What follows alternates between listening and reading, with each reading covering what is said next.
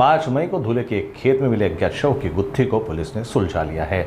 इस मामले में 4 संदिग्धों को गिरफ्तार किया गया है। जांच में पता चला है कि आरोपियों ने आपसी रंजिश के चलते इस हत्याकांड को अंजाम दिया। धुले जिले के थालनेर पुलिस स्टेशन की सीमा के भीतर शिरपुर गरताड़ सड़क के किनारे खेत में एक अज्ञात व्यक्ति का शव मिला था।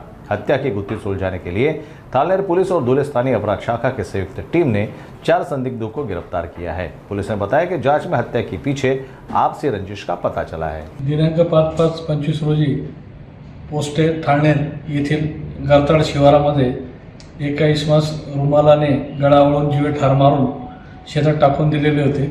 त्यावरून अकस्मात मृत्यू दाखल करण्यात आलेला होता। अकस्मात मृत्यू दाखल झाल्यानंतर तेथील मयताची ओळख पटवण्यासाठी 4 टीम तयार करून महाराष्ट्र आणि मध्य प्रदेश सीमेवरील सर्व आदिवासी भागातील लोकांना विश्वासात घेऊन विचारपूस केलेली होती। त्यावेळेला त्या विचारपूसमध्ये सदरचा मयत हा उमेश उर्फ राहुल चव्हाण असल्याचे निष्पन्न झालेले होते आणि तो नरडाणा येथे मजुरी काम करत होता आणि त्यानंतर तपासामध्ये असे निष्पन्न झाले की त्याचे एका विधी संघर्षित बालकासोबत शेतात मजूर पाठवण्याच्या कारणावरून मारहाण केल्याचे निष्पन्न झालेले होते। त्यावरून त्या विधी संघर्षित बालकास ताब्यात घेऊन विचारपूस केली असता त्याने त्याच्या 4 मित्रांसोबत गुन्हा केल्याचे कबूल केले।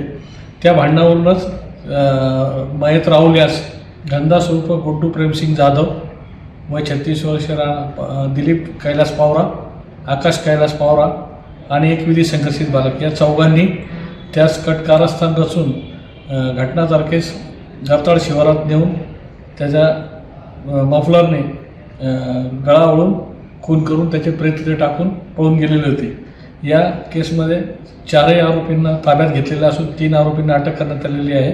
एक विधी संघर्षित त्यामध्ये बालक आहे। सर्वांना ताब्यात घेऊन त्यांच्याविरुद्ध कलम 302 भादवीप्रमाणे गुन्हा दाखल करण्यात आलेला आहे आणि त्यांना आज न्यायालयात MCR PCR करता हजर करीत आहोत।